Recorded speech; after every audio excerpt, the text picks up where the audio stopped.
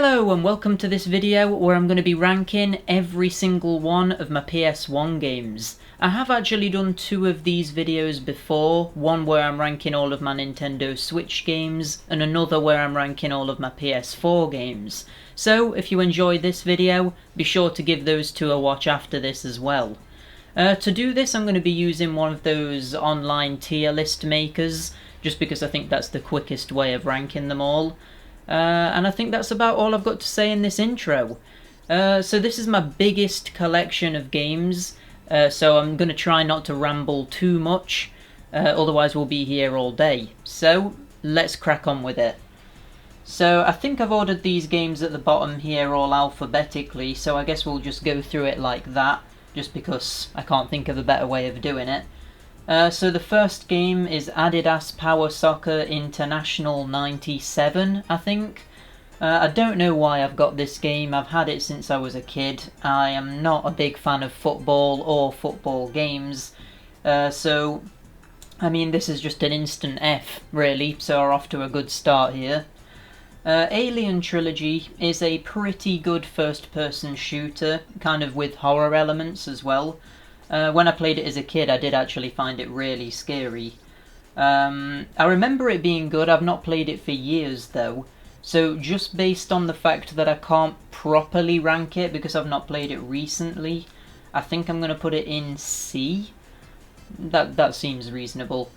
Ape Escape, I'm just going to put that in S. Ape Escape 1 is the only Ape Escape game on the PS1, but it is my favourite game in the entire series that I've played. One of the best PS1 games, one of the best platformers on the PS1 as well, so definite S rank. Breath of Fire 3, you know what, again, I'm actually going to put that in S. This is my favourite RPG ever made. It's got one of my favourite game soundtracks ever made as well. So really, when both of those things come together, how can I not put it in S rank? If you've not played Breath of Fire 3, or you've never even heard of it, definitely look into it because it's really good. And I'm not even a fan of like turn-based RPGs, and that's coming from me, so it must be good. Bubble Bobble, also featuring Rainbow Islands. Now, I actually really like this game. It's obviously not like an amazing one or anything, but I think it's a really good co-op game. I think it's quite a fun little platformer. It does have flaws though, so I'm going to put it in B. It's not got a lot of content. It's probably considered a little bit overly difficult. It only has one boss battle in the entire game. So yeah, I think B is the right place for it. Bubsy 3D, I mean this is one that's obviously going to go in F. Everybody knows that this is one of the worst games ever made. A lot of people would probably argue that it's not one of the worst games ever made, but it's definitely one of the worst on the PS1, put it that way. Yeah, it's just really bad. Yeah, I've actually done a review of it, but it was a long time ago, so it's probably dated a little bit now, but you could watch that if you're interested in my full opinion on it. Bugs Bunny Lost in Time is actually one that I've been thinking about doing a review on recently. Not sure if that's going to happen, but yeah, I've not played it for a long time, but from what I remember, it's a definite B rank at least, maybe even an A rank if it's as good as I remember it being. But it probably isn't as good as I remember it being, because isn't that always the case when you go back to play games from your childhood? They're never quite as good as you remember them being back when you played them as a kid. Bust-a-Move 2. This is a very, very good puzzle game. Probably my favourite puzzle game on the PS1, actually. I'm not gonna put it in A, just because I feel like it's a little bit overly difficult with its story mode. But I'm gonna put it in B. Maybe I'll shuffle some things around when we've got more games in there, because that does have the potential to be an A rank game, I think. Crash Bandicoot 1, I think that's a solid B rank game. It's obviously a really, really good game, but it does have a lot of flaws. Just off the top of my head, for example, the first two islands level themes can get a little bit repetitive. You can't just save the game whenever you want. It feels a little bit stiff going back to it today, So yeah, it's not quite an A rank game in my opinion. Crash Bandicoot 2 though is easily an A rank because it basically solves all of those issues that I just talked about. A lot of people would probably say that Crash 2 is the best one in the entire series and would probably put that in the S rank category. But for me, Crash Bandicoot 3 is the one that deserves to be an S rank. I am one of the people who think that Crash 3 is better than Crash 2. Only slightly better, but I think the way that they implemented the relics, which gave it a lot more replay value, as well as implementing the secret levels, really gave it something over Crash 2. That, and I think the level themes were probably slightly better in Crash 3 with the whole time travel mechanic. I think that worked really well. Then we've got Crash Team Racing, which again is easily an S rank game, one of my favourite PS1 games. Yeah, I mean, what's negative to say about it really? It's got an awesome story mode. It's a really good multiplayer game, probably the best multiplayer game on the PS1, and it's better than Mario Kart, at least in my opinion. So yeah, definite S rank there. Crash Bash, I'm gonna put in B. I actually really like Crash Bash. I think that it's a little bit underrated and maybe underappreciated in the Crash fanbase. It's obviously not as good as like some of the other Crash games, but I do think it's a really good co-op game, especially because you can do the adventure mode in co-op.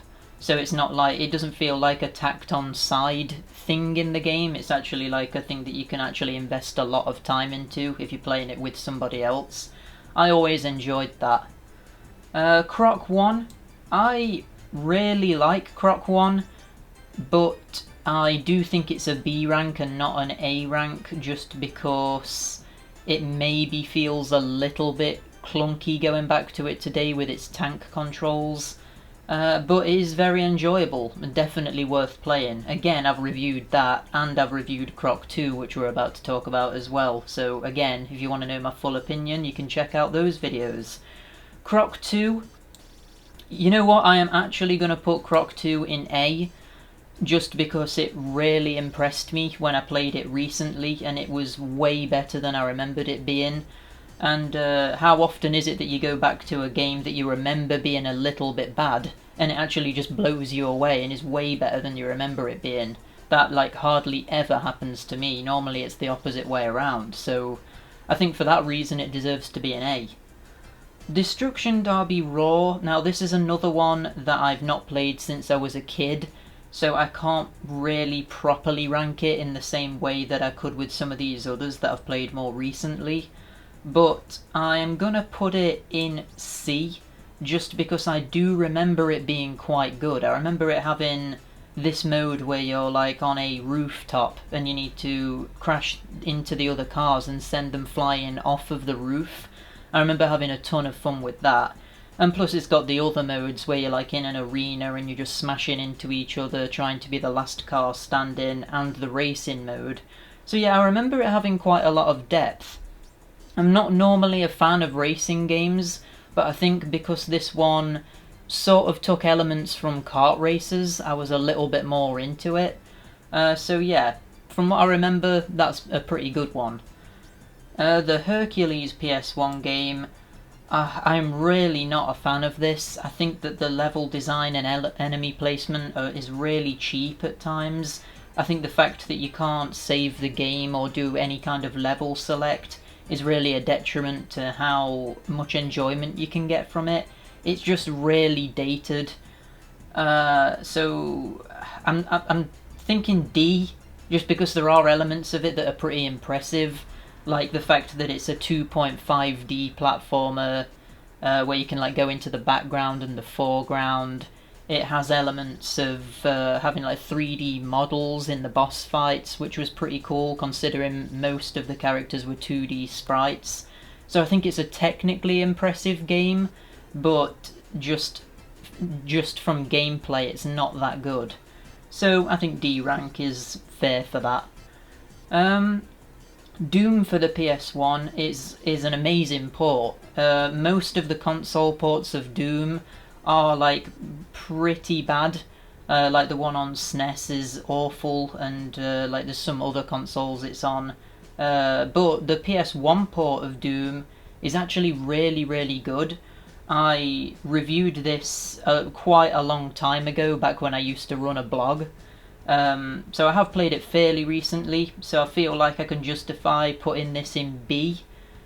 I think the only reason that it's not an A rank is just because you can't save the game properly, and you can't do any kind of level select as far as I can remember. So I kind of feel like the way you progress through the game feels a little bit weird. But yeah, it's still really good, and it's still to this day a good version of Doom. And it's still worth going back to as well, because the soundtrack is so different to the PC version that it kind of makes it a different experience as well. So highly recommended. Driver on the PS1 is a game that I used to play quite a lot as a kid, and Driver 2 actually. But it's one that I don't particularly have that fond memories of. Like, I remember it being okay, but it's just kind of like a typical driving game, really, at least to me. So I think I'm going to put that in D. Driver 2 probably was a little bit better. I remember being impressed with how you could get out of your car in that one and kind of like hijack other people's cars. And it kind of did that before Grand Theft Auto 3 did it. So it was kind of like the first 3D driving game where you could sort of do that. As far as I'm aware, anyway, that I experienced, it was the first one. So I think because of that, because I do think it's impressive for that reason, I might put this one in C. I do remember the missions in Driver 2 being a little bit better than the ones in Driver 1 as well. So yeah, I think I'll stick to that. Driver 2 C, Driver 1 D. Duke Nukem Time to Kill. I've not played this since I was a kid, and I actually remember being a little bit scared of it, playing it when I was a kid. I remember the like sound design being quite creepy, and the enemies being a little bit scary as well. If I played it now, I probably wouldn't think it was scary at all, but yeah, it kind of feels a little bit like a Tomb Raider game from what I remember, but obviously in the Duke Nukem universe with all of those sorts of tropes. I'm going to put this one in D, just because I don't really remember liking it that much. But that's one where, if I played it again, I would probably rank it differently. Because, yeah, I've not played it since I was a kid, so I don't really remember it that much, to be honest. Evil Dead Hail to the King. Now, this is one that I have actually never played, despite being a huge fan of the Evil Dead films and even the TV series. I've just never played any of the games, and I've had this one literally since I was a kid. Like, this is probably one of the earliest PS1 games that I had, but I've just never played it. I've heard that it's awful, but yeah, I'm gonna have to put this one. I haven't actually got a question mark category, so I guess I'm gonna have to put this one in F, just because of that. So any that I've not played, I'm just gonna put in F, just because I can't rank it anywhere else, really. Gex 3. You'll notice here that Gex 3 is actually the only one that I own. I have never played Gex 1, and I have only ever played Gex 2 a couple of times. I've never actually owned my own copy of it, so I'm very unfamiliar with that. But Gex 3 I've actually played quite a lot. I've played it like reasonably recently. Probably, well, it was probably years ago at this point, but I still like kind of vividly remember it. So I think I can justify putting this one in... Is it B rank? Yeah, it's probably a B rank. My main problem with Gex 3 is the same problem that I have with Mario 64, actually, in the way that when you get one of the main collectibles, you get kicked out of the level, and then you have to re-enter it, but all of your progress within that level has been completely reset. And I just always found that a little bit annoying. Like, I kind of wish in Mario 64 you could get the coins, then exit the level, come back into it and it remember which coins you've got. And it's the same thing with Gex, so that's my main problem with that.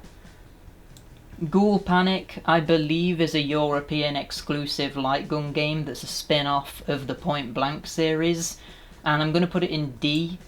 And the reason for that is because, although it is a good game, it doesn't have anywhere near the amount of charm that Point Blank has, and plus it has far too many minigames that just require rapid firing, and after like one session of it, it really starts to hurt your finger just because of how much you pull in the trigger.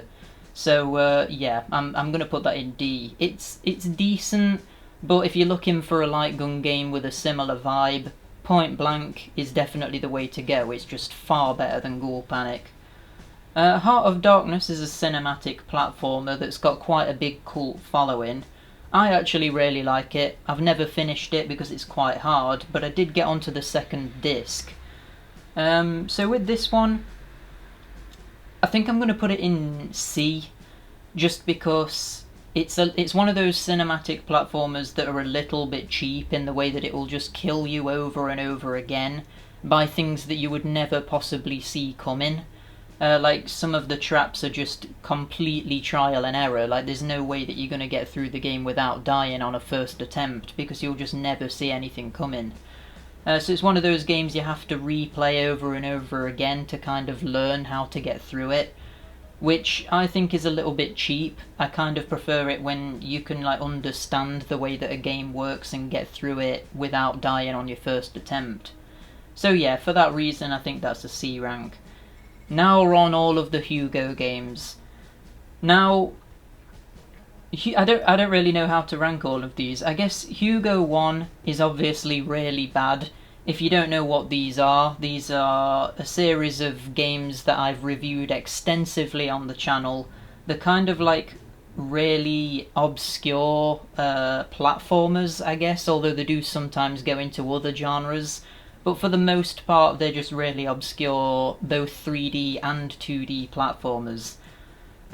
Hugo 1, it's really bad, but because it's not quite as bad as Hugo 2, I guess I'm gonna put Hugo 1 in D. Hugo 2 is an F, because it's just way worse than the first one. The minigames in it, some of them, I just don't know how anybody would have figured some of the stuff out when they were kids, because it's just so insane what you have to do, and how you have to progress. The Quest for the Sunstones, you know what? I'm actually going to put that in C because it is actually a half-decent platformer. It's basically a Crash Bandicoot rip-off, but because of that it is actually kind of fun, even if it is a lot more clunky than Crash Bandicoot. Same thing with Black Diamond Fever. It's pretty much the sequel to the Quest for the Sunstones, so it's a Crash Bandicoot rip-off again. Frog Fighter is a Frogger clone, but it's actually pretty good. It's definitely better than the Frogger game on the PS1, like the official Frogger game. So again, for that reason, I think I'm going to put it in C. It's extremely short though, that's probably my biggest criticism of it. But yeah, I would say it's a solid C. And again, Hugo the Evil Mirror, I guess I'll put it in C. It's another one of the Crash Bandicoot rip-offs. So yeah, I guess I'll leave it there. Inspector Gadget's Crazy Maze is a very weird one. I doubt many people have even heard of this game. But it's basically this puzzle game where you walk around a grid and you have to line up coloured gems to sort of progress your way through a maze. It's actually pretty good, and I feel like if it hadn't have been an Inspector Gadget game, it probably would have been more popular. So yeah, I think I'm going to put that in... I think I'm going to put it in C, you know, because it actually also has a co-op 2-player mode, which is really interesting. It could have been a lot bigger in scope, but it is quite fun, even though it's an Inspector Gadget game. Lego Racers...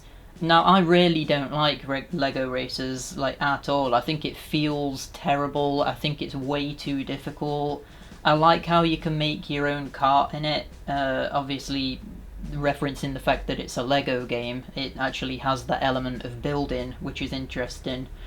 But yeah, for the most part, I really don't like this game. I'm going to put it in D, just because it obviously does have elements that are good. Like, I kind of think the power-up mechanic in it is interesting, and like I say, the customization element is nice, but it's just not very fun. Lego Rock Raiders, like, again, I kind of have fond memories of this. I did actually play this one as a kid quite a lot, and I remember it having a good co-op mode, but it's extremely flawed. Like, I don't think it really explains how to play the game at all, and you're kind of just left to figure it out on your own. But yeah, I think this one is probably an F, if I'm being honest with myself. I can't properly judge it because I'm just basing it off of what I played as a kid. But yeah, I don't remember it being particularly good. London Racer is one which I've hardly played at all. My girlfriend actually got this recently because she was a fan of the original game on the PS1. She had it when she was a kid. But yeah, I've hardly played it. It kind of just feels like a bad racing game. It's interesting in the way that it does the like Need for Speed Hot Pursuit thing, where the police come after you if they catch you speeding and they set traps for you and stuff, which I think is actually pretty impressive for a PS1 game. They don't pull it off all that well. It's nowhere near as good as Need for Speed Hot Pursuit, but it tried its best. It tried its best, so I guess I'll put that in D. Although I don't think it has a two-player mode, which actually kind of makes me want to put it in F, just because a racing game without a two-player mode is a little bit lame. So maybe I'll actually adjust that. Maybe I'll put that in F. The Lost World Jurassic Park, I'm putting that in F. I absolutely hate it. This is a game that I got as a kid, and I hated it then, and I sold it. And I got it again like a few years ago, thinking like maybe I'll give it a second chance. Surely it can't be as bad as I remember it being. And I played it again, and it was rubbish. I can't even get past the first bit where you're playing as a little dinosaur, just because it's so difficult and everything kills you so quickly. The graphics are absolutely amazing, but just the gameplay, it's so difficult. And yeah, I really think they should have toned that down, especially for the first level of the game. I know that later on you actually start playing as like different dinosaurs, and you start playing as like a human and stuff, and that's probably better, but I can't get past the first bit, so I can't experience that to see if it's any better. Lucky Luke on the PS1, I've done a review of this. It's okay. It's probably a D rank though. I'm almost tempted to say that it's an F rank, to be honest, just because it's really frustrating. It's really difficult in some of the later levels, but the couple of earlier levels are really good and really shows like what they were trying to do with it. It's just that they couldn't carry that on through the entire game, and it kind of becomes a little bit of a mess. But I guess just because the first levels are pretty good, I'll give it a D rank. Western Fever is probably a little bit better. It's a very different game. Again, I have reviewed this. It's kind of like a light gun game, but instead of having a light gun, you just move a cursor around. So it's not really that fun. It's kind of just like an acceptable game, I guess. So again, I think I'm going to put that in D. Medieval 1, I'm going to put that in A. It's definitely a really solid game. Again, like a lot of these other games, I have done a review of the original Medieval. So yeah, you can check that out if you're interested. Yeah, it's just a really solid game. I really like how you progress through it and unlock weapons constantly. I think the level designs and the enemy designs are amazing. And yeah, it's just a really solid game. Medieval 2, on the other hand, I am really not a fan of this. I actually tried playing this recently for a review, and I just couldn't force myself to get through it. I don't know exactly what it is about it that I didn't like compared to the first one, because it is very similar, but I think it's just the whole difference in environment, maybe. Like, this one is set in like Victorian London, and the first one is like a gothic, like medieval style thing. So I don't think that quite works as well with the sort of gameplay. I think the enemy designs are a lot more boring. I think it introduced a lot of gimmicks that didn't quite work. Like it had a lot of like sort of mini games thrown in there that were quite clunky. Yeah, I just don't think it's anywhere near as good as the first one. I even found the combat to be a lot worse as well, because they almost tried to make the enemies a little bit more mechanically varied, but it kind of worked to the detriment of the game, because the movement options available to you aren't that good. So you have these enemies that are just like jumping around all over the place, hitting you constantly, but you don't have the move set to balance that out. So yeah, really didn't enjoy Medieval 2. I'm actually going to put this one in D, so I think it's significantly worse than Medieval 1. Metal Gear Solid, I mean, what is there to say? That's easily an S-rank game.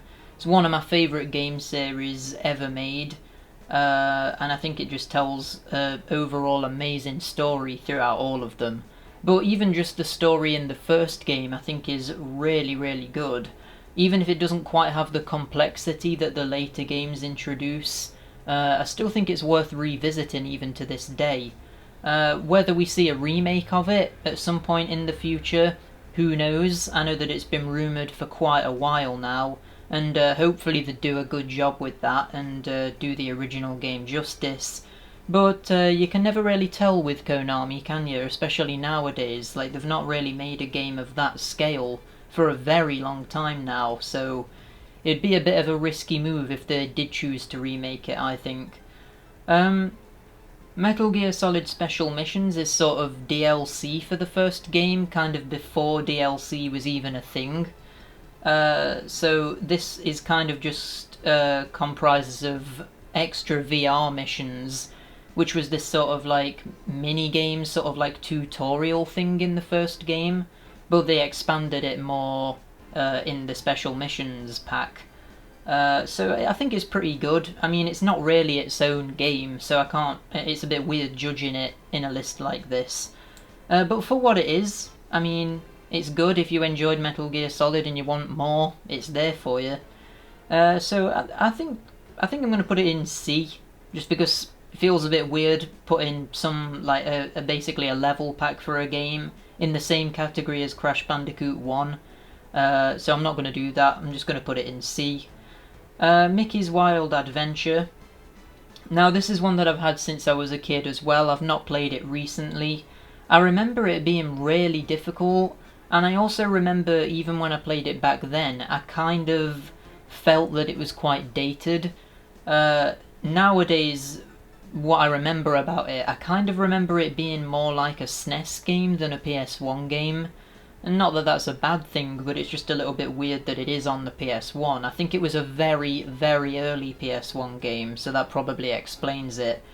It's got an interesting concept though, going through all of the old Mickey Mouse cartoons. So yeah, I think it's a... What shall we say? Shall we say C?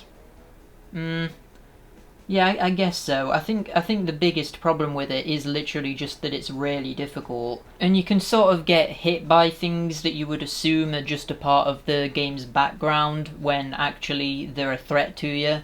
So I think there's a little bit of a design problem there. You can't quite tell what's an enemy and what's not in some cases. Micro Machines V3, I'm sure, is one that a lot of people played. I remember this being quite popular back in the day. This is one that I have actually revisited in the past, and it's not very good. I think the screen is way too small, like it's almost kind of too zoomed in. So when you're playing it with somebody else in the multiplayer mode, which is kind of the main attraction of it, you can't really play for very long, because as soon as one person goes off of the screen, it kind of like gives the one person a point. So it's this constant like stop-starty experience. It's kind of difficult to explain, but yeah, basically the problem is that the camera is way too zoomed in. I guess they couldn't really zoom the camera out because then everything would kind of be a bit too blurry and not detailed enough. But yeah, it's not a very good experience to go back to in my opinion. Maybe the later games on like the PS2 or even the new one might be better, but I don't really have any interest in it anymore.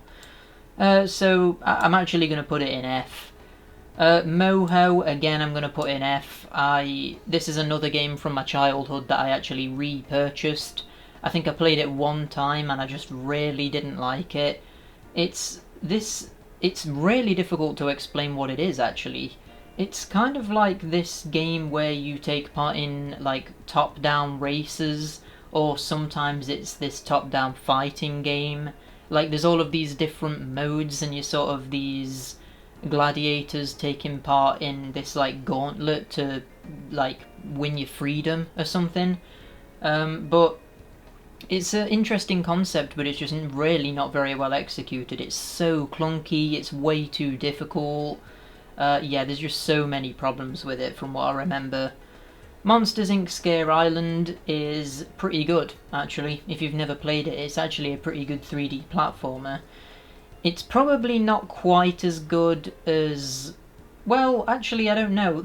You see, this is one again that I've not played for a while, so I feel like I can't really judge it properly. I remember it being good, but just how good is it? I'm thinking that it could be a B rank, potentially, but I don't know, is it as good as like Croc 1 and Crash Bandicoot 1 and Doom? Probably not. I kind of wish there was a category between B and C, because some of the games would probably be going in there right now. I guess I'll put it in B, just because I do remember it being quite good. Oddworld Abe's Odyssey, I'm going to put in A. It's really, really good. One of my favourite games of all time, easily.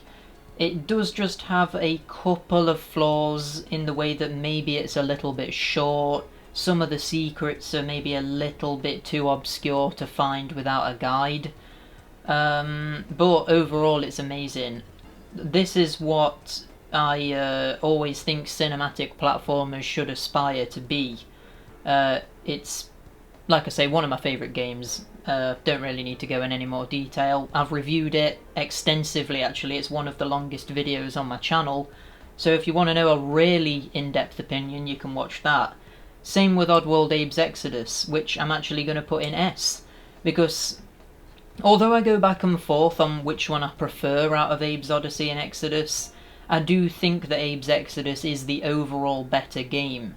It's much longer, there's way more depth to its mechanics. The game speak has been improved, you can quick save, the secrets are a little bit less obscure, and the environment kind of like guides you towards them a little bit more.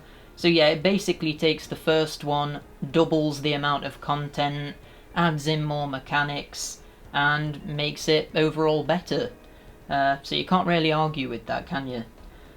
Point Blank, again, I'm actually going to put that in S. It's my favourite light gun game ever made. It's just so good to play multiplayer. It has a lot of side content. It's the main mode of it is like the arcade game, but then the side content is actually like a story mode, so it's kind of weird because normally in games that would be the reverse. But yeah, I think the arcade mode in Point Blank is definitely the one that I play the most, and it's just basically these quick fire light gun mini games that can be played in multiplayer, and it's just really fast paced, really colourful. The graphics still to this day I think are really charming. Yeah, can't recommend it enough. If you haven't played this and you're a fan of old light gun games, definitely give this one a shot. Point Blank 2 I haven't played as much. I don't remember it being as good as the first one. I really should revisit this one, and I should also get Point Blank 3 because I've never actually played it. So yeah, I think I'm going to put this in A, I guess. I mean, this is one that I can't really judge properly because I've not played it that extensively, but if we're going off of how good the first one is, I kind of feel like I have to put it in A. This ranking thing is beginning to look a little bit wrong to me now, because I've just put Point Blank there, but I don't think Point Blank is as good as Crash Bandicoot 2, so maybe I jumped the gun a little bit there. I think I'm going to put Point Blank 1 in A, and then Point Blank 2 in B, just because that looks a little bit better. I think that's right now. Quake 2, I've hardly played this. I'm not a big fan of first-person shooters on the PS1. I think Doom is probably the best example of that. Quake 2 is a little bit more clunky just because you have to also aim up and down. The controls weren't mapped as well either, and it's just generally not that appealing visually either compared to Doom. I think I'm going to put this one in D. Rainbow Six is going in F. Although Quake 2 is playable and somewhat enjoyable, Rainbow Six is just completely not enjoyable at all because the controls are just so weird. First-person shooters on consoles didn't really get into their zone properly until the generation after this. So any first-person shooter on the PS1 or similar consoles is always going to feel a little bit clunky, but this is just next level clunky. I cannot enjoy Rainbow Six on the PS1 at all. Rascal on the PS1 is one of those games that's notoriously bad, kind of like Bubsy 3D, but I don't think it's anywhere near as bad as Bubsy 3D. So for that reason, I think that's going in D. Again, that's another one of those games where as a kid, it used to kind of scare me a bit, despite not being a horror game at all. It just has kind of a weird atmosphere. I think a lot of PS1 games had that. Let me know in the comments if you know what I'm talking about. There must be people out there who are also scared by games that weren't scary. But yeah, Rascal is definitely one of the games that did that to me. Rayman for the PS1 is, again, one of the games that I consider to be one of my favourites of all time.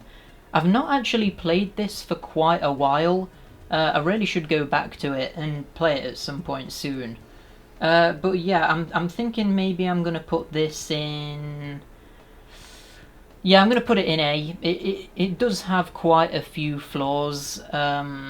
Mainly, again, just like with some of the other games that I've talked about here, it's mainly the difficulty that's the biggest flaw with it. Despite its really cartoony visuals, it's actually quite unapproachable because of how difficult it is. But if you can get past that, it is such a good game and there's so much to love about it.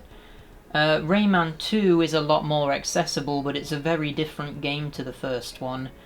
It's 3D, for one thing, that makes it very different to the first one, which was a 2D platformer. But yeah, Rayman 2 I actually really like. Probably just as much as the first one, but in very different ways. I know that the PS1 port of Rayman 2 is supposedly not very good. I think the Dreamcast version is supposed to be the most definitive way of playing it. Maybe the PS2 version is as well. I should look into that a little bit more. But yeah, one of those two are probably the most definitive way of playing it. The PS1 version, it has a lot of levels cut out, it has less collectibles, and there's just some stuff like that. It's basically just an inferior way of playing the game, but it's basically all I know. Like, when I think of Rayman 2, I think of the PS1 version, so it can't be that bad, because I enjoyed it anyway. Rayman Rush, it's this spin-off. It's not very good. It's like a kart racer, but instead of being in a kart, you're just running. Kind of like Sonic R, if you've ever played that. It's really not very good though. It's quite like slow and tedious. The graphics aren't very good. Yeah, it does have some interesting things about it, but for the most part it's not very good. I think I'm going to put that in D. Oh, the D section is now 2 games in height. That's not a good sign actually, because that means that the majority of my PS1 games aren't very good. But yeah, anyway, maybe that'll change in a second. Resident Evil 1. I'm gonna put this in C, I reckon. Again, I have done a review of this. It was a long time ago, and I think I was actually a little bit harsh on it in my review. I kind of disagree with how negative I was about it, looking back on it now. But yeah, I think that's a C. Now, the thing that might change that here is that the Resident Evil Director's Cut is basically just a better version. So I'm kind of thinking, do I put Resident Evil 1? In fact, you know what? No, that's right. I'm putting Resident Evil 1 in B. The Director's Cut in B and the original version in C. Yeah, the reason that I've done that is just because the Director's Cut is better. So, like, I kind of feel like it has to be the rank above, if you know what I mean. I mean, realistically, they would probably just be in the same category because they are the same game. Maybe I'll just do that now, actually. Resident Evil 2 is an A rank. It's better than the first one, in my opinion. It's got a lot more content, a lot more replayability, more enemy variety. I would probably say that it maybe is less scary, but it's just better. Maybe a little bit more action focused, but it still has all of the elements you would expect of a survival horror game. Resident Evil 3 Nemesis. Now, this is one that I played this when I was a kid, but I haven't ever replayed this, so my memory about it is extremely foggy. I think I'm going to put it in B because I don't remember it being as good as Resident Evil 2, but this is definitely one where I need to go back and replay it at some point. Resident Evil Survivor is a spin-off. It's a light gun game. But it's not very good. It's kinda clunky. I remember getting lost for ages in it, not knowing how to progress.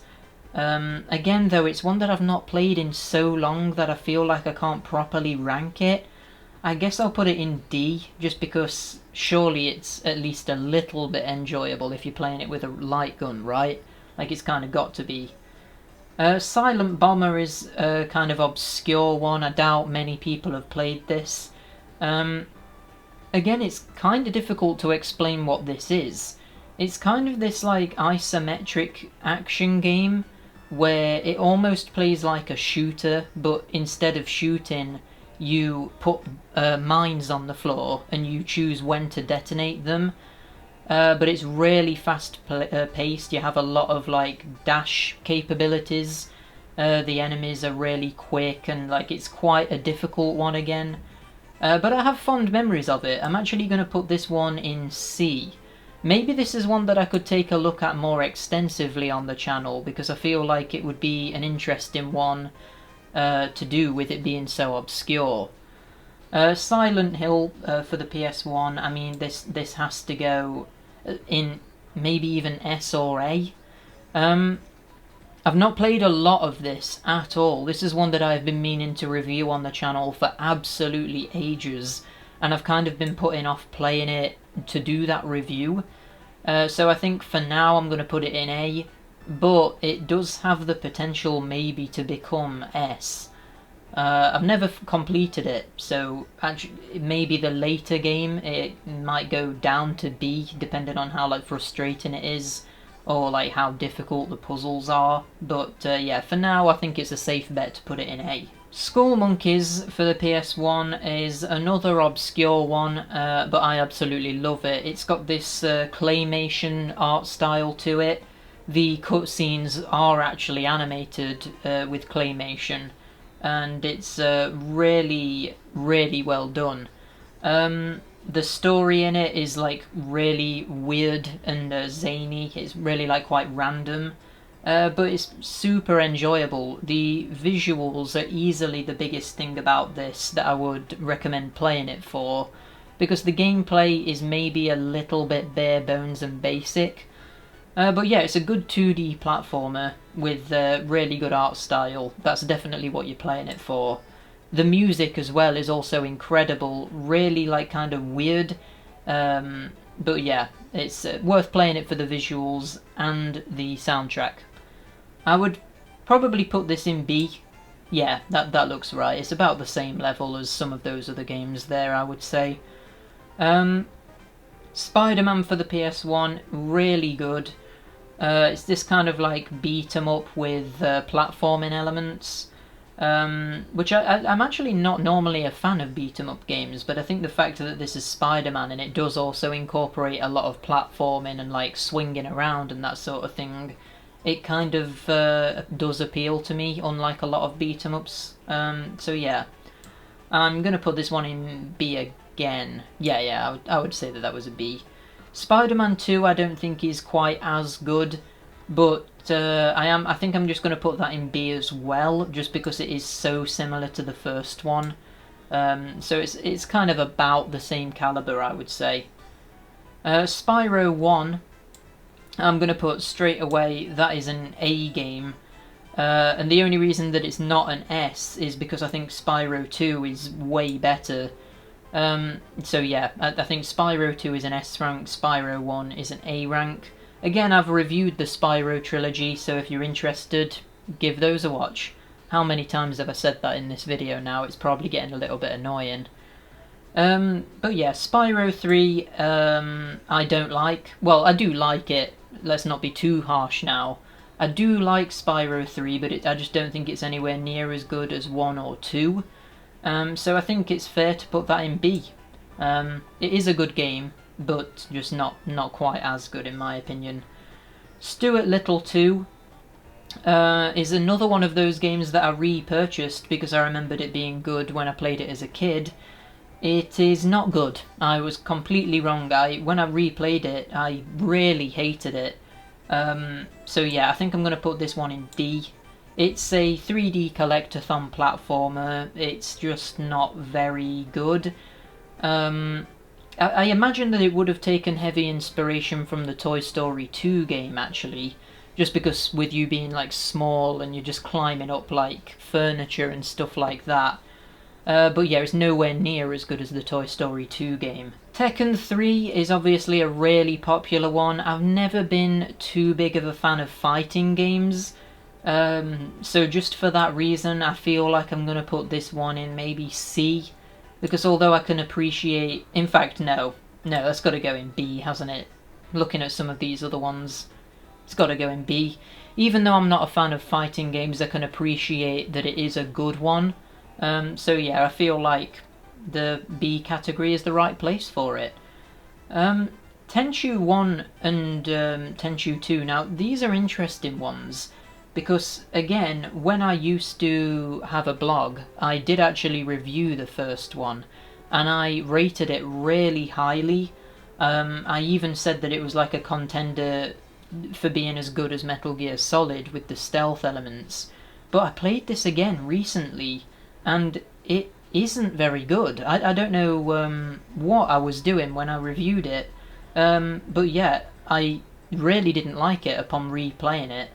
I think maybe the fact that at the time when I was doing game reviews for the blog, I emulated it, so maybe I was like save stating a lot, which made it flow a lot better, whereas now I don't emulate games, so I was actually playing it properly, and when I died I had to repeat the entire level again. Maybe that made it more annoying, but even outside of that, the controls are awful, and I don't even know how I got through it on the emulator, to be honest, so yeah. I'm going to put this one in D. I really didn't like it. And Tenchu 2, although it probably is a little bit better, it has the same issues, so again I'm just going to put it in D. Theme Park World is actually pretty good if you're into that sort of thing. Like if you're into The Sims, it's kind of similar to that in the way that you, instead of making a house, you would make a theme park. So yeah, that's pretty much an easy way of summing that up. I don't really know what else to say. That's what it is. It's pretty good. The port of it to the PS1 is playable, but it's just kind of not my sort of thing. So I think for that reason I'm putting that one in C. Time Crisis obviously is one of the most popular light gun games. The PS1 port of it is amazing. So yeah, I think I'm going to put this one in B. Again, Time Crisis Project Titan. I'm going to put that one in B as well, just because it's very similar. Tombi for the PS1, probably the rarest game that I own in my entire collection. I don't normally go for rare games just because they're rare, but this is one that I got as a kid back when it wasn't rare, and I've just kept my copy of it all this time. So yeah, it's really good as well as it being rare. It's worth playing if you can get your hands on it for a good price. It's kind of like this 2.5D platformer that also has these elements of being an RPG in the way that you have to find quests, and it has these top-down village sections, and it does have this like rudimentary leveling up system as well. But yeah, that kind of makes it really interesting. And you also get different weapons that have different abilities as well. So yeah, it's really good. I would actually put this one... Yeah, I'm going to put it in B, just because... Well, I don't know why, actually. Maybe I should put that in A. Nah, I think B, just because some of the ways that you progress through the game are, again, a little bit obscure. It might be a little bit difficult getting through it without a guide. So I think for that reason, I'm going to put it in B. But, again, this is making me wish that there was a category between A and B, because that's probably where it would go. Now we've got the 5 Tomb Raider games. So, Tomb Raider 1 is probably my favourite, but I guess I can't really say that because I've not played The Last Revelation or Chronicles. So, just to make this easy, I'm just going to put those in F. Not because they're bad by any means, but just because I've not played them. Tomb Raider 1 is really good. I think I'm going to put that in A, actually. Tomb Raider 2 again is really good. I've not played 2 or 3 anywhere near the amount that I've played the first one, so again my memory is probably a little bit hazy on this, but I think I'm just going to put them all in A, just because they are all very similar and they are all really good from what I remember. I do remember 3 not being quite as good, so maybe I'll put that one in B. Yeah, maybe we'll just do that. Again, I need to replay the Tomb Raider games, so I'm not sure if I'm going to agree with this opinion forever. But yeah, for now, I think that's about right. The Tony Hawk games are fresh in my mind because I've just reviewed them all. I've just finished that up in my Tony Hawk marathon. So I can pretty definitively rank these. I'm going to put Pro Skater 1, I'm going to put in B, because it's really good, although maybe a little bit clunky, but you can kind of get over the clunkiness because of how enjoyable it is.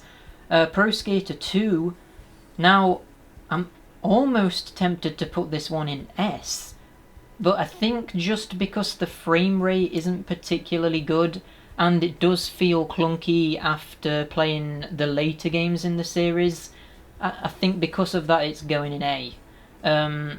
Also, the remake that's just come out is obviously the definitive way of playing it, so that kind of makes it have a little bit less value. So yeah, I think A is a good place for that. The port of Pro Skater 3 I actually didn't do a review on, and I've actually hardly really played it. But from what I have played, it's basically a much inferior version of the PS2 version. And I think for that reason it kind of has to be rated a lot lower. So I might even put this one in C, just because there's literally no point in playing it if you've got the PS2 version, unless you're just like curious as to how the PS1 version plays by comparison for whatever reason. So yeah, I'm going to put that there. V-Rally is actually one of the first games I ever played. When I got the PS1, I got it with Rayman 1 and I got it with V-Rally. Rayman 1 is the first video game that I ever played, and V-Rally by default is the second video game that I ever played.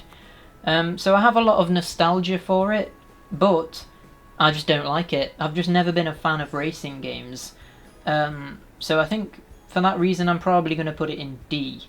Yeah, that makes sense because I think Destruction Derby Raw is better than V-Rally. So yeah, that adds up. That makes sense. Who Wants to Be a Millionaire for the PS1 and the second edition. It's pretty self-explanatory what they are. They're kind of just like game show games. Like, I mean, if they were made today, they would probably be like DVD games as opposed to full-on console games because they're that sort of quality. But back then, of course, DVD games didn't exist. And to be honest, they probably don't exist anymore either. But, so yeah, if they made a Who Wants to Be a Millionaire game now, it would probably just be like a mobile game, I guess. I guess that's like the equivalent of a DVD game nowadays. But anyway, enough rambling about that.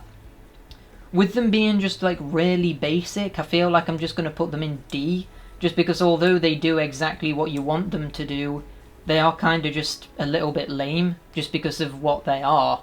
There's kind of nothing that they can do about that though. The Worms games now. So Worms 1 is again probably one of the earliest video games I ever played. I must have got that pretty soon after getting the PS1. But just because I have a lot of nostalgia for it doesn't mean that it's good. And although it is good, it's just nowhere near as good as Worms Armageddon or any of the later Worms games. So for that reason, it kind of just has less value, just because it's not really worth going back to over some of the other ones. So I guess I'm going to put that in D. Worms Armageddon, on the other hand, now I can't really say this with any authority because I've not played any of the modern Worms games, but out of the ones that I've played, Worms Armageddon is probably the best Worms game.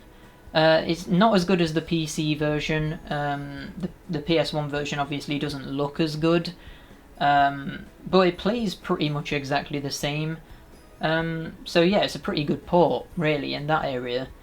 So yeah, I think I'm going to put this in B. Yeah, just because it's a solid Worms game, but it is rather basic. Like, it doesn't have any of the customization options that the later games have in terms of the cosmetics. But what it does have is a like proper mission-based story mode, which I think was interesting. I'm not sure if the later games have that. If they do, they're probably better than this one. But yeah, I'm putting that there. Enough rambling about Worms. Having said that, the last game we're talking about is Worms Pinball, so I guess we're not done yet.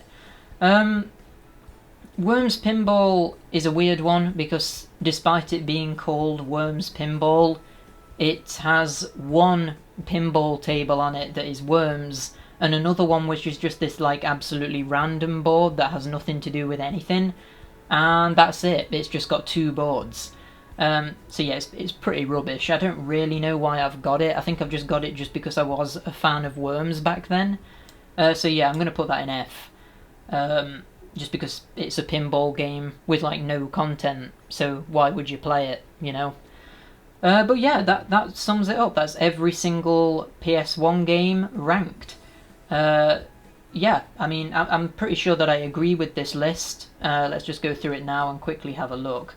We've got the S rank. Yep, I agree with all of those. A rank. Yeah, I mean, maybe was I too positive about Croc 2? Like, Croc 2's not as good as Crash 2, is it? Like, let's be honest with ourselves here. You know what? I think I'm gonna move Croc 2 down to B rank, just because I don't feel like it's quite as good as the ones that are in A. But I think that's it, though. I think I do agree with that now.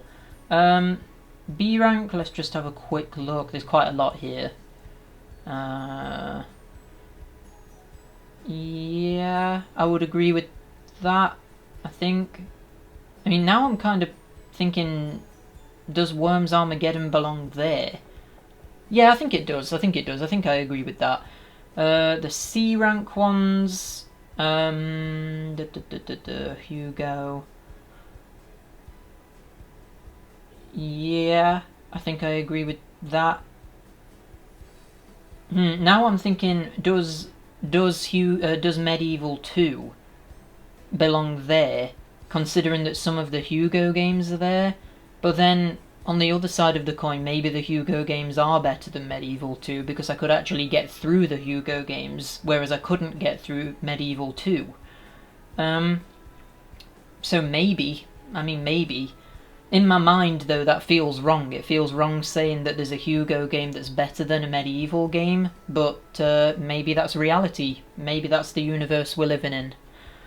So I guess I'll leave it. Yeah, I mean, you see, now that looks wrong, because Worms 1 is better than the Hugo games, right? So maybe I was too harsh on Worms putting it in D? Maybe, although it is a little bit lacking in content, though. In terms of, there isn't like a mission mode in Worms or anything, it's literally just like the straight up Worms battle mode, basically. So maybe. I'm